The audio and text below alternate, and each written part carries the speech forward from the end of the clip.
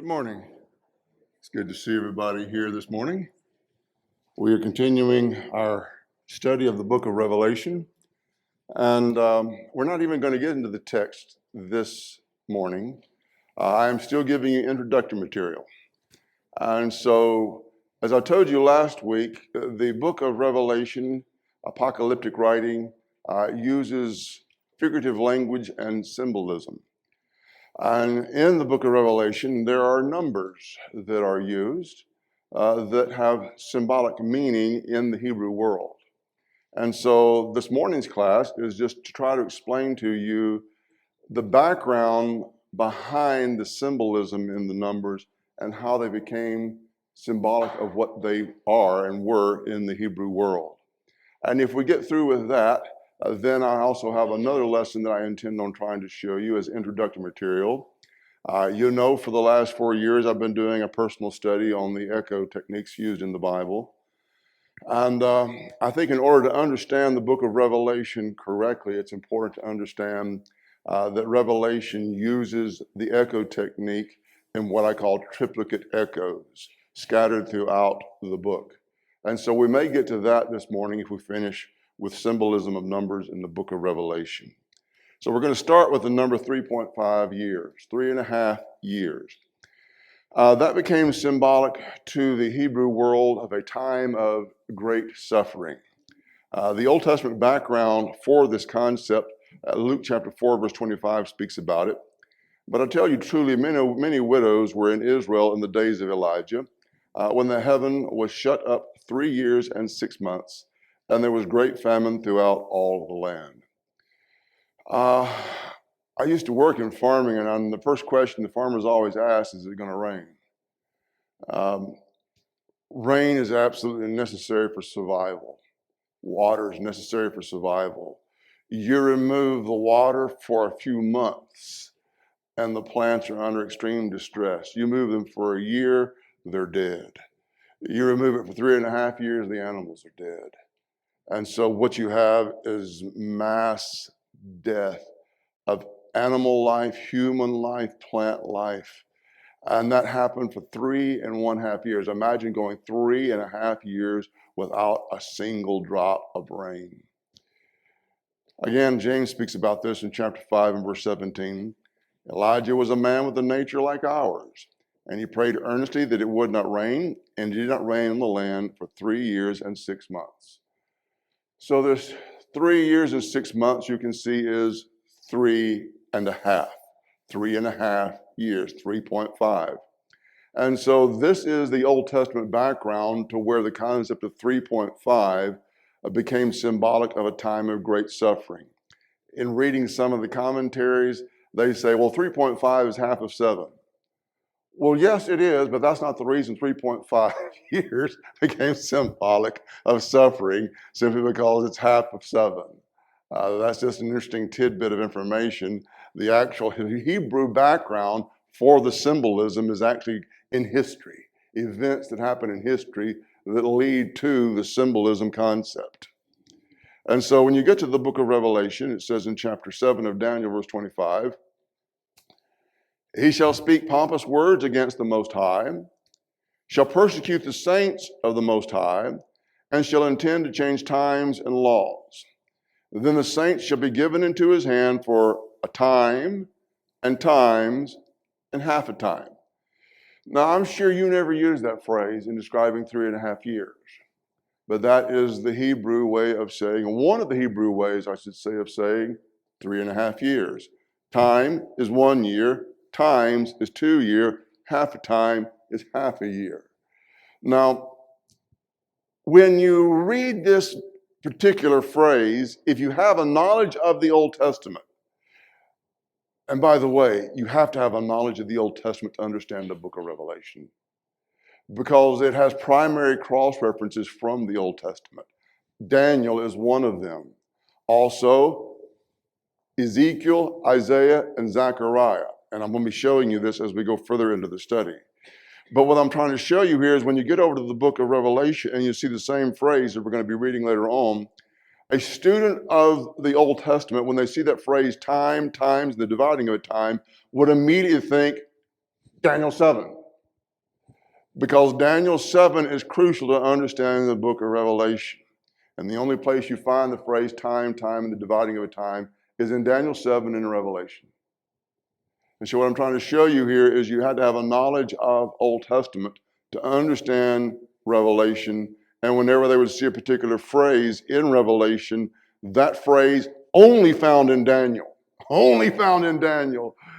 is to take your mind back to search Daniel and the text in Daniel. Revelation 11 and 2. But leave out the court which is outside the temple. Do not measure it, for it has been given to the Gentiles, and they will tread the holy city underfoot for 42 months. If you don't know, if you count it out, 12 months in a year, 42 months is 3.5 years. That's another way of saying 3.5. And then when you go to Revelation 12 and verse 6, the woman fled into the wilderness where she had a place prepared by God that they should feed her there. Look at this, 1,260 days. All right, if you do the math on that, guess how long that is? Well, surprise, 3.5 years. And then as you go over to Revelation 12 and verse 14, but the woman was given 2 wings of a great eagle that she might fly into the wilderness to her place where she is nourished for a time and times and half a time from the presence of the serpent. That's the text, as I told you. I hate to say any good Hebrew student of the Bible, because I don't know how much they know about the Bible. But if you're a good student of the Bible, when you see that phrase for time, times, and half a time, you realize, wait a minute, I've heard that somewhere before. Ding, ding, ding, ding, a red flag goes up in your brain, and you try to figure out, where have I heard that phrase before? And when you go searching for the answer, it's going to take you to Daniel 7. The reason I'm telling you that, because Daniel 7 is the key to understanding Revelation 13. Daniel 7 is the key to understanding Revelation 13, which is the key to understanding basically what the book's about. All right, going further in Revelation 13 in verse 5 this time, and he was given a mouth speaking great things and blasphemies, and was given authority to continue for 42 months. By the way, the text here in Revelation 13:5 basically is a quotation from Daniel 7, the text we read earlier, Daniel 7:25. But notice, rather than using the phrase time, the dividing of a time in verse 5, even though he's quoting from Daniel 7, he used the phrase 42 months. Getting a little bit ahead of myself, as I've told you, the book of Revelation uses what I call triplicate echoes. This is a triplicate echo also. You will notice that 3.5 years, it never comes out and says 3.5 years. It says it 3 different ways. Time, dividing of a time, there's one. And then the other one has to do with 1,260 days. And then the third one is 42 months. So what he's done, he said the exact same thing 3 different ways.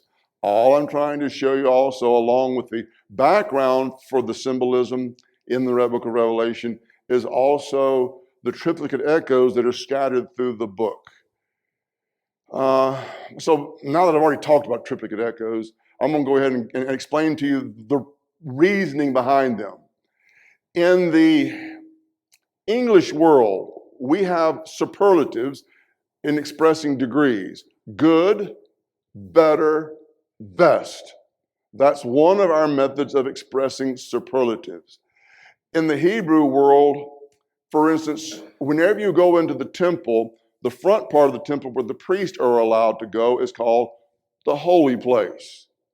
Then there is a barrier, the veil in the back, and behind the veil where the Ark of the Covenant was in the mercy seat is called the Holy of Holies, or the Most Holy. You hear that phrase in our English translation, most holy?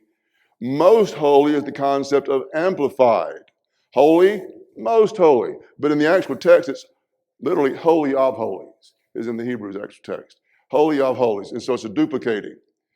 But when you're speaking about God, who is the most holy in the universe, how are you going to speak about God? Holy, holy, holy. The triplicate. The duplicate is their amplification. The triplicate is amplifying it to the highest level. That is Hebrew method of superlatives. Okay, I've already told that to you. Now let's get back to the symbolism. Any casual studying of the Bible leads you to recognize 7 pops up everywhere. And it is indeed, in the Hebrew world, the most holy number.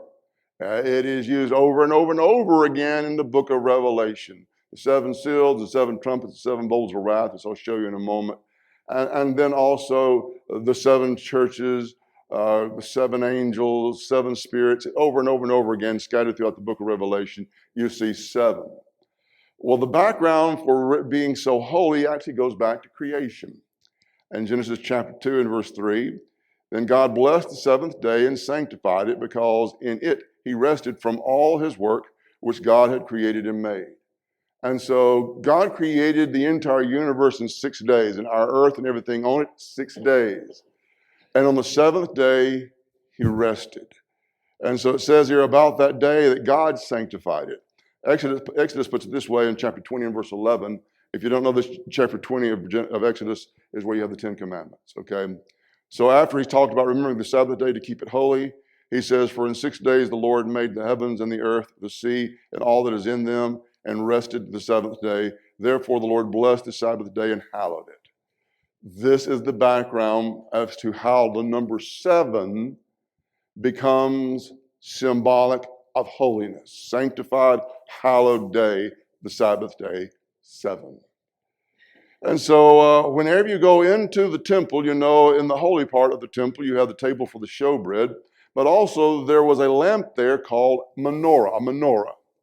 And it says, she shall make 7 lamps for it, and they shall arrange its lamps so that they give light in front of it. And so you have, in the holy place, you have the table for the showbread, you have the menorah over here on this side, and then you have the altar that was for the incense right in front of the veil. And so a menorah was made up of 7, if you've ever seen one, 7 parts, 7 lamp heads. Leviticus 25, 8 through 9. You shall count 7 Sabbaths of years for yourself. 7 times 7 years, and the time of the 7th Sabbath of the years shall be to you 49 years. You shall cause the trumpet of the Jubilee to sound on the 10th day of the month, of the 7th month. On the day of the atonement, you shall make the trumpet to sound throughout all your land. If you don't know this, the way it was meant to be, and I need to emphasize meant to be, because it doesn't necessarily mean that the Jews carried this out. But the way God intended it to be was 7 years times 7. Now, if you don't know this, every 7 years, there's a lot I didn't put in here because I don't want to give you a book. But every 7 years, the land was supposed to be allowed to have its Sabbath to where it rested. Every 7 years, your farming land was supposed to be not used and let the land rest. And so you have 7 times 7 years, which equals 49. And then the very next year, the 50th year, was the year of Jubilee. I really like the concept of the year of Jubilee. If you don't know what happened the year of Jubilee, all your debt was removed. Yeah, I like that idea. I think America needs to think about that. Yes, and if you were a slave, you were set free. And if your family, any of them were slaves, everybody was set free, and all debt was forgiven, and you started over clean, no debt. Your land was given back to you. If you had to give your land to pay your debt, your land was given back to you. Wow, what a great day. Okay, but again, how'd you get there? 7 times 7 years. By the way, after Pentecost, after Passover, after Passover, how'd you get to what's called Pentecost? 7 times 7 days, and then the next day, the 50th day, is Pentecost. By the way, a little side tangent here. Notice the day of Jubilee was in the 7th month and on the 10th day of the month. So we're going to be talking about 10 later on. 7, the holy number, 7th month shouldn't surprise you. And the 10th day shouldn't surprise you either, because 10 is the concept of complete. And so all debt is removed. You're free if you're a slave. Your land is given back to you. In Jeremiah chapter 29 and verse 10, For thus says the Lord, after 70 years are completed at Babylon, I will visit you and perform my good word toward you, and cause you to return to this place. You ever wondered why 70 years? Because the Jews, the Hebrews, were not carrying out the command to let the land rest every Sabbath year, every seventh year.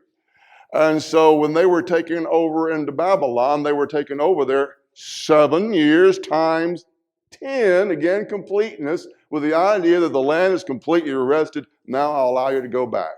And so you see the 7 times 10 this time. What I'm trying to show you is there's even multiples of the numbers used in very important ways in the Old Testament. So when you get to the book of Revelation, chapter 5 and verse 1, and I saw in the right hand of him who sat on the throne a scroll written inside and on the back, sealed with 7 seals. All right, next one, chapter 8, verse 2. And I saw the 7 angels who stand before God, and to them were given 7 trumpets. And then chapter 15, verse 7, then one of the 4 living creatures gave to the 7 angels 7 golden bowls full of the wrath of God who lives forever and ever. Okay, you remember I was showing you triplicate echoes? Now I'm going to teach you a very important lesson to understand the bulk of the book of Revelation. You remember in a triplicate echo, God is saying the same thing 3 different ways. You remember that earlier about the 3.5 years? Same thing, 3 different ways. The 7 seals, the 7 trumpets, the 7 bowls of wrath are a triplication, saying the same thing 3 different ways. Once you recognize that, that takes care of the bulk of the symbolic language in the book of Revelation and makes it a whole lot easier. I'm serious. That is why I'm trying to show you triplications and what they are and how they're being used. Now the number 10, Deuteronomy chapter 4, verse 13. So he declared to you his covenant, which he commanded you to perform, the 10 commandments, and he wrote them on 2 tablets of stone. Okay, it shouldn't surprise you, this is an easy one to figure out, how the number 10 became symbolic of the idea of complete. I can't help but think part of that had to do with our physical makeup, because when I'm looking at my hands, guess what? There's 10 fingers there, and when I look at my feet, there's 10 toes. Okay, when you go back to Exodus, you'll find there were 10 plagues, 10 commandments. Even when you go back to Genesis, when you start looking for these things, they kind of start popping out. Whenever you're studying the genealogy from Adam to Noah, guess how many generations there are? 10, very good. 10. That wasn't hard to figure out because where I put it the question. 10. There are groupings of 10 that you will find scattered throughout the Bible. And so over time, the concept of 10 was symbolic of completeness. Okay? So let me show you, remember Revelation 2 and 10? Do not fear any of those things which you are about to suffer. Indeed, the devil is about to throw some of you into prison, that you may be tested. And you have tribulation 10 days. Be faithful unto death, and I will give you the crown of life. We talked about this verse last week in the introduction, the general setting of the book of Revelation. And I stand by what I said last week. If you want one verse, just one verse in the entire book of Revelation that tells you what the entire book is about, this is it. This verse is the key verse. It tells you, first of all, who's behind all this suffering. Who's behind Christians being put to death. And the individual who's behind it is very succinctly said here, the devil, Satan, the serpent, that you're going to see emphasized in chapter 12. We're talking about spiritual warfare with physical manifestations. Satan's making war against the church in the close of chapter 12 and verse 17. And then in chapter 13, he's telling you how he's doing it. He's doing it through a religion where a statue is being set up, and individuals who refuse to worship the statue are going to be killed. That is the precise way in which trials of Christians took place under the Roman Empire. They would set up the statue of the emperor tell the person who is said to be a Christian to worship it. If they refuse to worship it, then they would torture them and kill them. So when he says you're going to have tribulation 10 days, I'm going to say, I'm going to go off on a point here. Okay, it may have been actual 10 days before they killed you. But that's not my understanding of it. My understanding of it is they're going to torture you to the fullest. They're going to torture you, they're going to torture you that bad. And so when I understand the concept of 10 is complete, you're going to have tribulation 10 days, the idea, it's going to be bad. They're going to persecute you, they're going to torture you terribly. But what God expected of them was be faithful to death, and I'll give you the crown of life. And so now that you see that 10 symbolized completeness, and I've already shown you earlier how 7 was used in multiples. You remember that? 7 times 7 and 7 times 10, both used in ways of communication in the Old Testament. Now you've got to understand the same thing is true with 10. Since 10 comes to represent complete, then multiples of 10, just like multiples of 7. Multiples of 10 becomes a way of communicating superlatives of completeness, if you will. So 10 times 10 equals what? Very good. 10 times 10 equals 1,000. 1,000 is a triplicate of 10 times 10 times 10. When you recognize that is a symbolic number of absolute highest level completeness, then when you see thousands in the book of Revelation, recognize this is a symbolic term. Revelation 21 through 2. Then I saw an angel coming down from heaven, having the key to the bottomless pit and a great chain in his hand. He laid hold of the dragon, that serpent of old, who is the devil and Satan, and bound him for 1,000 years. You'll notice this is Revelation 20. This 1,000 years is actually one of the foundational verses of premillennialism. But the 1,000 years, I don't believe is meant to be taken literally. I believe it is a symbolic number representing the completeness of his time of imprisonment. Not necessarily literal. Now, it could be literal, acknowledge, could be literal, but I don't take it that way. And I'm trying to explain to you why. Okay, the number 12. Number 12. Again, this one should be pretty easy to figure out. Number 12 became symbolic of organized religion. The background for this is obviously 12 tribes of Israel. Exodus chapter 24, verse 4. And Moses wrote all the words of the Lord, and he rose early in the morning and built an altar at the foot of the mountain, and 12 pillars according to the 12 tribes of Israel. And so at the foot of Mount Sinai, Moses builds 12 pillars. The 12 pillars are symbolic and connected to the fact that there are 12 tribes of Israel. And so when you get to the New Testament, it shouldn't surprise you how many apostles you're going to have. Well, 12. And so Luke chapter 6 and verse 13, when it was day, he called his disciples to himself, and from them he chose 12, whom he also named apostles. And so Old Testament, 12 tribes. New Testament, 12 apostles. When you saw me closing my mind, I was having to resist the temptation to show you more 12s.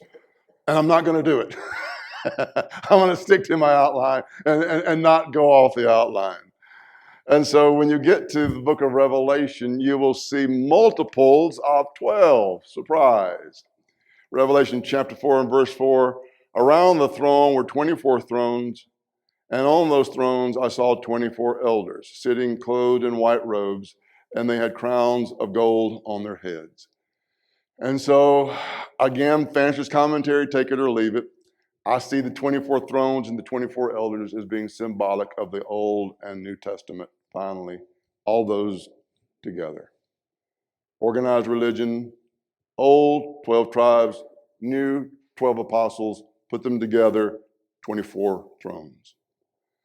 And then when you get to the number of the saved that are, and I want to emphasize, that are from the 12 tribes, because whenever you go and you study Revelation 7, he starts talking about 144,000. Okay, I heard the number of those who were sealed, 144,000 of all the tribes of the children of Israel were sealed. And then he goes through the 12 tribes and talks about those that were sealed in the 12 tribes. Okay, again, there are some out in the world that take this 144,000 literally. I take it symbolically.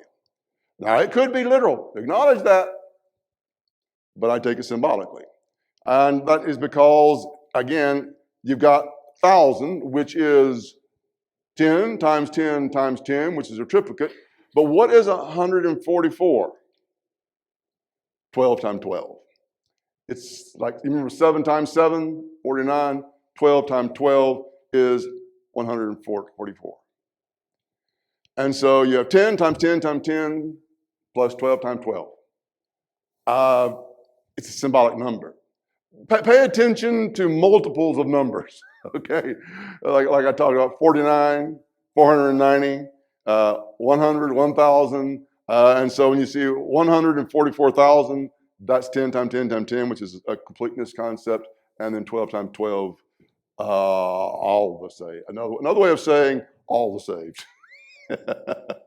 Everybody, okay? Everybody that's going to be saved. Okay. Revelation 21 and verse 12. And she had a great and high wall with 12 gates, and 12 angels at the gates, and names written on them, which are the names of the 12 tribes of the children of Israel. And so here he's describing heaven, and it's 4 square, and on each side you got 3 gates. And what are the names written on those gates that are around heaven? Why, it's the 12 tribes of the children of Israel. But when you go to the same chapter, Revelation 21 and verse 14, it says, now the wall of the city had 12 foundations, and on them were the names of who? Of the 12 apostles of the Lamb. And so you've got 12 tribes, 12 apostles. And here's talking about the structure of heaven itself. 12 gates, those are the 12 tribes. 12 foundations, those are the 12 apostles. The names on the gates, the names on the foundations. And so that is how I believe 12 becomes symbolic of organized religion. Now, if you're paying attention, you probably recognize, those of you that are students of the Bible, there's a lot of numbers I didn't talk about. For instance, I didn't talk about the number 4 because I'm not really sure what symbolism is in the number 4. I understand the concept of the creation, 4 corners, 4 winds, got that. But I'm not really sure if that was symbolic of that in the Hebrew world. And the number 6, 666, the number of Satan. I'm not really sure how, if that became symbolic of wickedness, how it did. And so that's why I'm not talking about them. I'm trying to show you what I know, not what I don't know. What I know about is the numbers that are in the book of Revelation, 3.5 years. I know where that came from. The number 7 being holy, that's an easy one to figure out. The concept of 10 being complete, that's easy to figure out. The concept of 12 being organized religion, easy. Those I can see very easily. Those I'll teach. The rest, you're on your own. Okay, let your brain rest for 10 seconds. We finished that particular class. Now we're going to go into another class. Yes, we're going to go to the class on the triplicate echoes in the book of Revelation. I'm going to use my time. If you look on the outline that you've got, it should be stapled to it. And so let me find my notes here and catch up with you. All I'm trying to show you here is that Revelation contains triplicate echoes. All right, the very first one in the outline that I've given you is Revelation 13:18. Here is wisdom. Let him who has understanding calculate the number of the beast, for it is the number of a man. His number is 666. I've been told and I've read that 6 became symbolic of evil. And so the number 666 is the highest level of evil, which is the number of Satan. Makes sense. Okay. But I'm just trying to show you the triplicate nature of it. not necessarily the background for the meaning of the symbolic meaning of 6. I want you to see the triplicate use of 6. And then we've already showed you this earlier from Revelation 20 and verse 1. Then I saw an angel coming down from heaven, having the key of the bottomless pit and a great chain in his hand. He laid hold of the dragon, that serpent of old, who was the devil and Satan, and bound him for 1,000 years. And we've also already looked at Revelation 7 and verse 4 about the 144,000 that were saved. And I'm showing you here, that's 10 times 10 times 10 plus 12 times 12. And so I take the number as being symbolic. But what I'm trying to show you more importantly, though, is that these are triplicate numbers. 666 is a triplicate number. 10 times 10 times 10 is a triplicate number. And again, the second time 10 times 10 times 10 is another triplicate number. Triplicate numbers are increasing to show superlative. And then when you go to chapter 4, verse 8, the 4 living creatures, each having 6 wings, were full of eyes around and within. And they do not rest day or night, saying, Holy, holy, holy, Lord God Almighty, who was and is to come. I want you to recognize this is found also in Isaiah chapter 6, when Isaiah is taken up into the presence of God. And that is where Isaiah hears, holy, holy, holy. That is only ever used in particular relationship with God the Father. He is the holiest in the entire universe. Nothing is more holy than God. And so it's trying to show you here, it is a means of superlative. I have a little bit of time, so I'm going to go off on a brief tangent. I'm going to quote a verse to you. This is Isaiah 26 and verse 3. You will keep him in perfect peace whose mind is stayed on you because he trusts in you. Okay, that's the verse I use in a lot of my lessons. You may not care about Hebrew, but I'm going to tell you what the Hebrew says. Shalom. Okay, whenever a Jew or a Hebrew would greet another Jew or Hebrew, they would say shalom, which means peace. So guess what the word for perfect peace is? Shalom, shalom. Are you seeing now the point I'm trying to make? Duplicating is the idea of taking it to a higher level. Peace is shalom. Perfect peace is shalom, shalom. That is a Hebrew method of superlative. The duplicate is a method of superlative. And then taking it to the very highest level is the triplicate. Holy, holy, holy. Remember the temple? The front of it, holy. The back of it, holy of holies. God, holy, holy, holy. So that's what triplicates are about as far as an expression of superlative. Okay. The next one is Revelation 8 and verse 13. And I looked and heard an angel flying through the midst of heaven, saying with a loud voice, Woe, woe, woe to the inhabitants of the earth, because the remaining blast of the trumpet of the 3 angels who are about to sound. So if an angel says, woe, woe, woe, at what level of woe? By the way, you do know what woe means, don't you? It's like, oh boy, this is going to get bad. This is really bad. What you're going to go through is really terrible. So, for instance, Proverbs 23, who has woe? Who has sorrow, who has wounds without cause? Okay. Woe, one time. Okay, one time. You got woe, it's already bad. Whoa, whoa. Oh man, it is really bad. Whoa, whoa, whoa. You're in trouble. It is going to be so bad, you can't imagine how bad it's going to be. All I'm trying to show you is the use of the triplicate. Whoa, whoa, whoa. All right. Revelation chapter 22, verse 13. I am the Alpha and the Omega, the beginning and the end, the first and the last. One of them is missing. There it is. Okay. Greek alphabet this time. The first letter in the Greek alphabet is alpha. By the way, that is where we get our alphabet from. Alpha, the first letter, beta, the second letter. Okay. By the way, Hebrew is the same thing, aleph and bait, which is the original. You don't care. Keep going. Keep going. Okay. But Alpha and Omega, we call it A and Z, okay? Alpha first letter, Omega last letter. And so he's giving the concept again of what he says in the very next phrase, the beginning and the end. Why does he use this phrase at all? In the beginning, God created. Who's going to take it out? God. The one who brought it in is God. The one who's going to take it out is God. He is the beginning. He's the end. He's God. But notice the next time, the first and the last. All I'm wanting you to see is what is he doing here? He's saying the same thing 3 different ways. Once that clicks in your brain, then you will see where I'm going with this. Okay, Revelation chapter 12, verse 6 this time.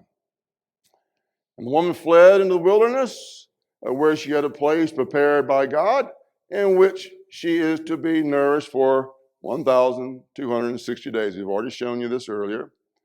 Revelation chapter 12, verse 14.